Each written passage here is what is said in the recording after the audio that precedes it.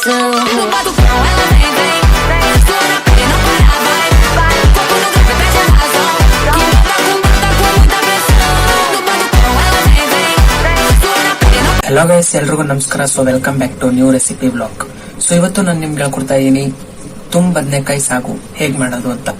So ಚಾನಲ್ಗೆ ಹೊಸಬರಾಗಿದ್ರೆ subscribe ಮಾಡಿ, like ಮಾಡಿ, ಶೇರ್ ಮಾಡಿ. ಸೊ ಬನ್ನಿ ತಡ ಮಾಡದಲ್ಲೇ ವಿಡಿಯೋನ ಸ್ಟಾರ್ಟ್ ಮಾಡೋಣ. ಸೊ ಈ ಬದನೆಕಾಯಿ ಮಾಡೋದಕ್ಕೆ ಬೇಕಾಗಿರೋ ಸಾಮಗ್ರಿಗಳನ್ನ ನೋಡ್ಕೊಳ್ಳೋಣ. ಬದನೆಕಾಯಿ ಒಂದು 8 ರಿಂದ 10, ಅರಿಶಿನ ಒಂದು 1/4 ಟೀ ಸ್ಪೂನು, ಸಾಂಬಾರ್ ಪುಡಿ ಒಂದು 6 ರಿಂದ 8 ಟೀ ಸ್ಪೂನು, ಕಡಲೆಬೇಳೆ ಉದ್ದಿನಬೇಳೆ 1 ಟೀ ಸ್ಪೂನು, ಕಡಲೆಬೀಜ 1 ಟೀ ಸ್ಪೂನು, ಎಳ್ಳು 1-2 ಟೀ ಸ್ಪೂನು, ಕಡಲೆಪಪ್ಪು 1-2 ಟೀ ಸ್ಪೂನು, ಈರುಳ್ಳಿ 1 ರಿಂದ 2, ಬೆಳ್ಳುಳ್ಳಿ ಒಂದು ಅರ್ಧ ಗಡ್ಡೆ, ಒಣ ಕೊಬ್ಬರಿ ಒಂದು 1/4 ತುರಿ, ಉಪ್ಪು ಮತ್ತೆ ಕರಿಬೇವಿನ ಕಡ್ಡಿ, ಆಮೇಲೆ ಲಾಸ್ಟಿಗೆ ಸಾಸಿವೆ. ಸೊ ಫಸ್ಟು ಈ ಬದನೆಕಾಯಿಗೆ ಬೇಕಾಗಿರೋ ಮಸಾಲೆನ ರೆಡಿ ಮಾಡ್ಕೊಳ್ಳೋಣ. ಸೊ ಫಸ್ಟು ಸ್ಟವ್ ಹಚ್ಚಿ ಅದ್ರ ಮೇಲೆ ತಪ್ಪಲೆ ಇಟ್ಟು ಆಮೇಲೆ ಒಂದು 2 ರಿಂದ 3 ಟೀ ಸ್ಪೂನ್ ಎಣ್ಣೆ ಹಾಕೊಳ್ಳಿ. ಸೊ ಕಾದ್ಮೇಲೆ ಕಡಲೆ ಬೀಜ ಹಾಕೊಂಡು ಒಂದ್ ಸ್ವಲ್ಪ ಕೈ ಆಡಿಸಿ. ಸೊ ಈ ಬದನೆಕಾಯಿಗೆ ಈ ಮಸಾಲೆನೇ ಮೇನ್ ಇಂಗ್ರೀಡಿಯೆಂಟು. ಸೊ ಇದನ್ನ ಕರೆಕ್ಟಾಗಿ ಮಾಡ್ಕೊಳ್ಳಿ. ಸೊ ಆಮೇಲೆ ಒಂದು ಸ್ವಲ್ಪ ರೋಸ್ಟ್ ಆದ್ಮೇಲೆ ಕಡಲೆ ಬೀಜ, ಆಮೇಲೆ ಈರುಳ್ಳಿ ಹಾಕೊಬೇಕು. ಸೊ ಈರುಳ್ಳಿನ ಚೆನ್ನಾಗಿ ರೋಸ್ಟ್ ಮಾಡ್ಕೊಬೇಕು, ಒಂಥರ ಕೆಂಪು ಕಲರಿಗೆ ಮಾಗಿದ್ಮೇಲೆ ಸೊ ಈರುಳ್ಳಿ ಬೆಂದಿದೆ ಅಂತ. ಸೊ ಚೆನ್ನಾಗಿ ಈ ಥರ ಫ್ರೈ ಮಾಡ್ಕೊಬೇಕು ಈರುಳ್ಳಿನ. ಸೊ ಇದು ಫುಲ್ ಎಲ್ಲ ಮಸಾಲೆ ರೆಡಿ ಆದಮೇಲೆ ಇದನ್ನು ಮಿಕ್ಸಿಗೆ ಹಾಕೊಬೇಕು. ಸೊ ಮಿಕ್ಸಿಗೆ ಹಾಕೊಂಡ್ಮೇಲೆ ಪೇಸ್ಟ್ ಥರ ಆಗುತ್ತೆ. ಸೊ ಅದೇ ಈ ಬದನೆಕಾಯಿಗೆ ಬೇಕಾಗಿರೋ ಮೇಯ್ನ್ ಮಸಾಲೆ. ಸೊ ನೋಡ್ಬೋದು ಯಾವ ರೀತಿ ಈರುಳ್ಳಿ ಬೇಯ್ತಾ ಇದೆ ಅಂತ. ಸೊ ಹಂಗೆ ಬೇಯ್ತಾ ಒಂದು ಅರ್ಧ ಬೆಳ್ಳುಳ್ಳಿ ಹಾಕೊಂಡು ಅದನ್ನು ಫ್ರೈ ಮಾಡ್ಕೊಬೇಕು. ಆಮೇಲೆ ಕರಿಬೇವು ಒಂದು 1 ಕಡ್ಡಿ ಅಥವಾ 2 ಕಡ್ಡಿ, ಸೊ ಇಷ್ಟು ಹಾಕೊಂಡು ಚೆನ್ನಾಗಿ ರೋಸ್ಟ್ ಮಾಡ್ಕೊಬೇಕು. ಸೊ ರೋಸ್ಟ್ ಮಾಡಿದ್ಮೇಲೆ ಏನು ಗೊತ್ತಾ, ಒಂದು 10 ರಿಂದ 15 ನಿಮಿಷ ಆರೋದಕ್ಕೆ ಇಡಿ. ಆವಾಗ ನಿಮ್ಮ ಜಾರು ಬಾಳಿಕೆ ಬರುತ್ತೆ, ಬೇಗ ಹೋಗಲ್ಲ. ಸೊ ಹೀಟ್ ಜಾಸ್ತಿ ಇದ್ರೆ ಹಾಳಾಗೋ ಚಾನ್ಸಸ್ ಇರುತ್ತೆ, ಅದಕ್ಕೆ. ಸೊ ಇದೆಲ್ಲ ರೋಸ್ಟ್ ಆದಮೇಲೆ ಲಾಸ್ಟಿಗೆ ಎಳ್ಳು ಒಂದು 1 ಟೀ ಸ್ಪೂನ್ ಅಥವಾ 2 ಟೀ ಸ್ಪೂನು, ಜಾಸ್ತಿ ಹಾಕೊಂಡ್ರು ನಡೆಯುತ್ತೆ. ಸೊ ಇದನ್ನು ಹಾಕೊಂಡು 1-2 ನಿಮಿಷ ಕೈ ಆಡಿಸ್ಬೇಕು. ಸೊ ಇದೆಲ್ಲ ಆದಮೇಲೆ ಕಡಲೆಪಪ್ಪು ಒಂದು 2 ಟೀ ಸ್ಪೂನು, ಸೊ ಅದು ಹಾಕೊಂಡು ಚೆನ್ನಾಗಿ ಹುರ್ಕೊಬೇಕು. ಸೊ ಇದು ಹುರ್ಕೊಂಡ್ಮೇಲೆ ತೆಂಗಿನ ತುರಿ, ಸೊ ಇದು ಒಣ ಕೊಬ್ಬರಿ ಹಾಕೊಬೇಕು, ಇದಕ್ಕೆ ಹಸಿ ಕೊಬ್ಬರಿ ಅಲ್ಲ. ಸೊ ಒಣ ಕೊಬ್ಬರಿ ಒಂದು 1/4 ತುರಿ ತುರ್ಕೊಂಡು ಹಾಕೊಬೇಕು. ಸೊ ಎಲ್ಲ ಆದ್ಮೇಲೆ ಒಂದು ಮಿಕ್ಸಿ ಜಾರ್ ತಗೊಂಡು ಇದು ಹುರಿದಿದ್ವಲ್ಲ ಇದೆಲ್ಲನೂ ಒಂದು ನೀಟಾಗೆ ಜಾರ್ಗೆ ಹಾಕೊಂಡು, ಆಮೇಲೆ ಇದ್ರ ಜೊತೆಗೆ 6 ರಿಂದ 8 ಟೀ ಸ್ಪೂನ್ ಸಾಂಬಾರ್ ಪುಡಿ ಹಾಕೊಬೇಕು. ಆಮೇಲೆ ಒಂದು 1/4 ಟೀ ಸ್ಪೂನು ಅರ್ಶಿನ. ಸೊ ಇಷ್ಟು ಹಾಕೊಂಡು ಮಿಕ್ಸಿಗೆ ಹಾಕೊಂಡು ಪೇಸ್ಟ್ ತರ ಮಾಡ್ಕೊಬೇಕು. ಸೊ ಗೈಸ್, ಈ ಸಾಂಬಾರ್ ಪುಡಿ ಮಾಡುವ ವಿಧಾನನು ನನ್ನ ವೈಟಿ ಚಾನಲಲ್ಲಿ ಅಪ್ಲೋಡ್ ಮಾಡಿದ್ದೀನಿ, ಹೋಗೊಂದ್ಸಲ ಚೆಕ್ಔಟ್ ಮಾಡಿ. ಸೊ ನೋಡ್ಬೋದು ಈ ಥರ ನೀರಾಗೆ ಒಂಚೂರು ನೀರಾಗೆ ಪೇಸ್ಟ್ ಮಾಡ್ಕೊಬೇಕು. ಸೊ ಆಮೇಲೆ ನೆಕ್ಸ್ಟು ಮೇಯ್ನ್ ಬದನೆಕಾಯಿ ಈ ಥರ ಅಡ್ಡಡ್ಡ ಉದ್ದುದ್ದ ಕಟ್ ಮಾಡ್ಕೊಬೇಕು. ಹಂಗಂತೇಳಿ ಫುಲ್ ಕಟ್ ಮಾಡಬೇಡ್ರಿ, ಪೇಸ್ಟ್ನ ತುಂಬಕ್ಕಾಗಲ್ಲ. ಸೊ ಈ ಥರ ಗ್ಯಾಪ್ ಬರಂಗೆ ಕಟ್ ಮಾಡ್ಕೊಂಡು ಆಮೇಲೆ ಬದನೆಕಾಯಿನ ಚೆಕ್ ಮಾಡ್ಕೊಳ್ರಿ. ಸೊ ಹುಳುಗಳು ಏನಾದರೂ ಉಳ್ಕ ಆಗಿದ್ರೆ ಆ ಥರ ಏನಾದರೂ ಆಗಿದ್ರೆ ಗೊತ್ತಾಗುತ್ತೆ. ಸೊ ನೋಡ್ಬೋದು, ಬನ್ನಿ ಎಲ್ಲನೂ ಅದೇ ಥರ ಕಟ್ ಮಾಡ್ಕೊಂಬರೋಣ. ಸೊ ನೋಡ್ಬೋದು ಎಲ್ಲನೂ ಅದೇ ಥರ ಕಟ್ ಮಾಡಿದ್ದೀವಿ. ಸೊ ಈಗ ಆ ಪೇಸ್ಟ್ ಮಾಡಿದ್ದೀವಲ್ಲ ಮಧ್ಯದಲ್ಲಿ ಈ ಥರ ತುಂಬ್ಕೊಂಡು ಹೋಗ್ಬೇಕು. ಸೊ ಪಟಾಪಟ್ ತುಂಬ್ಕೊಂಬಿಡೋಣ. ಸೊ ಚಾನಲ್ಗೆ ಹೊಸಬರಾಗಿದ್ರೆ ಸಬ್ಸ್ಕ್ರೈಬ್ ಮಾಡಿ, ಲೈಕ್ ಮಾಡಿ, ಹಾಗೆ ನಿಮ್ಮ ಸ್ನೇಹಿತರ ಜೊತೆಗೂ ಶೇರ್ ಮಾಡಿ. ಅವರು ಈ ಟೇಸ್ಟಿ ಬದನೆಕಾಯಿ ರೆಸಿಪಿನ ಟ್ರೈ ಮಾಡಲಿ. ಸೊ ಬನ್ನಿ ಎಲ್ಲನೂ ಅದೇ ಥರ ತುಂಬ್ಕೊಂಬಿಟ್ಟು ಇನ್ನು ನೆಕ್ಸ್ಟ್ ಸ್ಟೆಪ್ ಏನು ಅಂತ ಹೇಳ್ತೀನಿ. ಫಸ್ಟು ತುಂಬ್ಕೊಂಬಿಡೋಣ.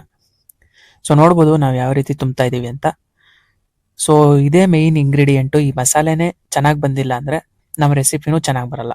ಸೊ ಅದಕ್ಕೆ ಈ ಮಸಾಲೆನ ನೀಟಾಗಿ ನೋಡಿಕೊಂಡು ಚೆನ್ನಾಗಿ ಮಾಡ್ಕೊಳ್ಳಿ. ಸೊ ನೋಡಿದ್ರಲ್ಲ ಈ ರೀತಿ ತುಂಬ್ಕೊಬೇಕು. ಸೊ ಇನ್ನು ಉಳಿದಿರೋ ಮಸಾಲೆ ಹಂಗೆ ಇರಲಿ, ಮುಂದಕ್ಕೆ ಯಾಕೆ ಅಂತ ಹೇಳ್ತೀನಿ. ಸೊ ಫಸ್ಟು ಒಗ್ಗರಣೆ ಹಾಕ್ಕೊಬೇಕು. ಸೊ ಒಲೆ ಮೇಲೆ ತಪ್ಪಲೆ ಇಟ್ಟು ತಪ್ಪಲೆಗೆ ಒಂದು 8 ಟೀ ಸ್ಪೂನ್ ಎಣ್ಣೆ ಹಾಕೊಂಡು ಕಾಯಾಗ್ಬಿಟ್ಟು, ಆಮೇಲೆ ಸಾಸಿವೆ ಒಂದು ಅರ್ಧ ಇಂದ 1 ಟೀ ಸ್ಪೂನ್ ಹಾಕೊಂಡು ಅದು ಚಿಟ್ಪಟ ಅಂದಮೇಲೆ ಈ ಕಡಲೆಬೇಳೆ ಉದ್ದಿನಬೇಳೆ 1 ಟೀ ಸ್ಪೂನ್ ಹಾಕೊಂಡು ಅದನ್ನು ಚೆನ್ನಾಗೆ ಕೈ ಆಡಿಸ್ಬೇಕು. ಸೊ ನೆಕ್ಸ್ಟು ಕರಿಬೇವು. ಸೊ ಈ ಕರಿಬೇವು ಹಾಕ್ಬೇಕಾದ್ರೆ ಹುಷಾರು, ಸೊ ಕೈ ಮೇಲೆ ಸಿಡಿದು ಬಿಡುತ್ತೆ. ಸೊ ಕರಿಬೇವು ಹಾಕೊಂಡ್ಮೇಲೆ ಈ ಬದನೆಕಾಯಿ ತುಂಬಿದ್ವಲ್ಲ, ಸೊ ಅದನ್ನೆಲ್ಲ ಈ ಥರ ಎಣ್ಣೆ ಒಳಗೆ ಬಿಟ್ಬಿಡ್ಬೇಕು. ಸೊ ಇದು ಬೇಯಿಸ್ಬೇಕಾದ್ರೆ ಹುಷಾರು, ಸೊ ತಳ ಹತ್ಬಿಡುತ್ತೆ. ಆವಾಗ ಪ್ಲೇಟ್ ತೆಗೆದು ನೋಡ್ಕೊಂಡು ಬೇಯಿಸ್ಕೊಳ್ಳಿ. ಸೊ ನೋಡ್ಬೋದು ಈ ಥರ ಚೆನ್ನಾಗಿ ಬೇಯಿಸ್ಬೇಕು. ಸೊ ಚೆನ್ನಾಗಿ ಬೇಯಿಸಿಲ್ಲ ಅಂದ್ರೆ ಏನಾಗುತ್ತೆ ಗೊತ್ತಾ, ನಮ್ಮ ಬದನೆಕಾಯಿ ತಿನ್ನಕ್ಕಾಗಲ್ಲ, ಕಹಿ ಬಂದ್ಬಿಡುತ್ತೆ. ಸೊ ಕಹಿ ಒಂಥರ ಬೆಂದಿರಲ್ಲ, ಸೊ ಆ ಥರ ಆಗ್ಬಿಡುತ್ತೆ. ಸೊ ನೋಡ್ಬೋದು ನಾವು ಯಾವ ರೀತಿ ಬೇಯಿಸ್ತಾ ಇದೀವಿ ಅಂತ. ಸೊ ಆಲ್ರೆಡಿ ತಳ ಹತ್ತುತ್ತಾ ಇದೆ. ಸೊ ಅದಕ್ಕೆ ತಳ ಹತ್ತಕ್ಕಿಂತ ಮುಂಚೆನೆ ನಾವು ಕೈ ಆಡಿಸ್ತಾ ಇರಬೇಕು. ಆಮೇಲೆ ಲೋ ಫ್ಲೇಮಲ್ಲಿ ಬೇಯಿಸೋದಕ್ಕೆ ಟ್ರೈ ಮಾಡಿ, ಚೆನ್ನಾಗಿ ಬೇಯುತ್ತೆ. ಸೊ ಆಮೇಲೆ ಲೈಟಾಗಿ ಉಪ್ಪು ಹಾಕೊಳ್ಳಿ. ಸೊ ಲಾಸ್ಟಿಗೆ ಉಪ್ಪು ಹಾಕಿದ್ರೆ ಬದನೆಕಾಯಿ ಹೀರ್ಕೊಳ್ಳಲ್ಲ. ಸೊ ಅದಕ್ಕೆ ಸ್ಟಾರ್ಟಿಂಗ್ಗೆ ಒಂಚೂರು ಲೈಟಾಗಿ ಉಪ್ಪು ಹಾಕೊಂಡು ಆಮೇಲೆ ಬೇಕಾದ್ರೆ ಜಾಸ್ತಿ ಉಪ್ಪು ಹಾಕೊಂಡ್ರು ನಡೆಯುತ್ತೆ. ಸೊ ನೋಡ್ಬೋದು ಈ ಥರ ಚೆನ್ನಾಗಿ ಅದು ಬೇಯಬೇಕು. ಸೊ ಮೊದಲು ಬಣ್ಣ ಹೆಂಗಿತ್ತು, ಇವಾಗ ಬಣ್ಣ ಹೆಂಗ್ ಚೇಂಜ್ ಆಗ್ತಿದೆ ನೋಡಿ. ಸೊ ಆಮೇಲೆ ಇದು ಬದನೆಕಾಯಿ ಬೆಂದಿದೆಯೋ ಇಲ್ವೋ ಅಂತ ಹೆಂಗ್ ಗೊತ್ತಾಗುತ್ತೆ ಅಂದ್ರೆ, ನಾವು ಯಾವ್ದಾನ ಬದನೆಕಾಯಿನ ಚುಚ್ಚಿದಾಗ ಸೊ ಒಂದ್ ಸ್ವಲ್ಪ ಪಿಸ ಅಂತ ಒಳಗೆ ಹೋಗ್ಬೇಕು. ಸೊ ಆವಾಗ ಬದನೆಕಾಯಿ ಬೆಂದಿದೆ ಅಂತ ಅರ್ಥ. ಸೊ ಈ ಥರ ಪ್ಲೇಟ್ನ ಮುಚ್ಚಿ ದಮ್ ಕಟ್ಟಾಗಿ ಬಿಟ್ಟು ಆ ಥರ ಬೇಯಿಸಿದ್ರು ಸೊ ಚೆನ್ನಾಗಿ ಬೇಯುತ್ತೆ ಬೇಗ. ಸೊ ಗೈಸ್, ನೀವು ಇದಕ್ಕಿಂತ ಮುಂಚೆ ಈ ರೆಸಿಪಿನ ಟ್ರೈ ಮಾಡಿದ್ರಾ ಅಂತ ಕಮೆಂಟ್ ಮಾಡಿ. ಸೊ ಹಾಗೆ ನಿಮ್ಗೆ ಯಾವ್ದಾದ್ರು ರೆಸಿಪಿ ವ್ಲಾಗ್ ಬೇಕು ಅಂದರೆ ಕಮೆಂಟ್ ಬಾಕ್ಸಲ್ಲಿ ತಿಳಿಸಿ, ನಾನು ಆದಷ್ಟು ಬೇಗ ವಿಡಿಯೋ ಮಾಡಿ ಅಪ್ಲೋಡ್ ಮಾಡ್ತೀನಿ.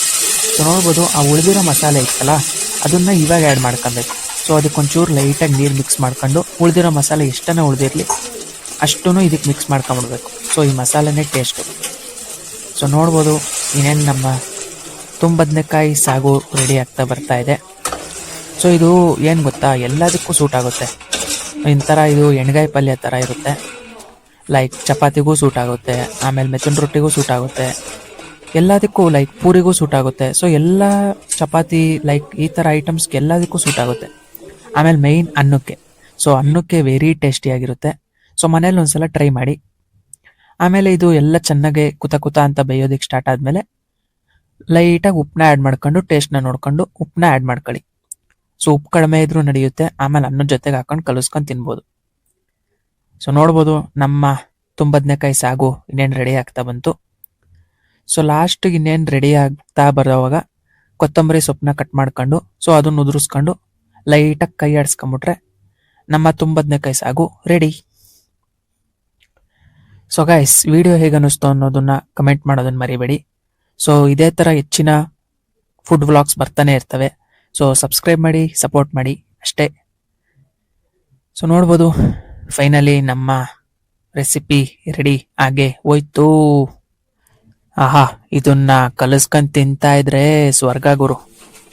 ನೋಡ್ಬೋದು ಎಷ್ಟು ಚೆನ್ನಾಗಿ ಬೆಂದಿದೆ ಅಂತ. ಸೊ ಈ ತರ ಸಾಗು ಮಾಡ್ಕೊಂಡು ತಿನ್ನೋದಕ್ಕೂ ಪುಣ್ಯ ಮಾಡಿರ್ಬೇಕು ಗುರು. ಸೊ ಇವತ್ತೇ ಟ್ರೈ ಮಾಡ್ತೀರಾ ತಾನೇ? ಸೊ ಗೈಸ್, ನೋಡಿದ್ರಲ್ಲ ಮನೆಯಲ್ಲೇ ಎಷ್ಟು ಸುಲಭವಾಗಿ ಟೇಸ್ಟಿಯಾಗಿ ಬದನೆಕಾಯಿ ಸಾಗು ಮಾಡಬಹುದು ಅಂತ. ಸೊ ವಿಡಿಯೋ ಇಷ್ಟ ಆಗಿದ್ರೆ ಸಬ್ಸ್ಕ್ರೈಬ್ ಮಾಡಿ, ಲೈಕ್ ಮಾಡಿ, ಶೇರ್ ಮಾಡಿ. ಹಾಗೆ ವಿಡಿಯೋ ಹೇಗೆ ಅನ್ನಿಸ್ತು ಅಂತಾನು ಕಮೆಂಟ್ ಮಾಡಿ. ಸೊ ಈ ವಿಡಿಯೋನ ಸೇವ್ ಮಾಡ್ಕೊಳ್ಳಿ, ನಿಮ್ಮ ಫ್ಯೂಚರ್ಗೂ ಯೂಸ್ ಆಗುತ್ತೆ. ಸೊ ಮತ್ತೆ ನೆಕ್ಸ್ಟ್ ರೆಸಿಪಿ ವ್ಲಾಗ್ ಅಲ್ಲಿ ಭೇಟಿ ಆಗ್ತೀನಿ ಅಂತ ಹೇಳ್ತಾ ಧನ್ಯವಾದಗಳು.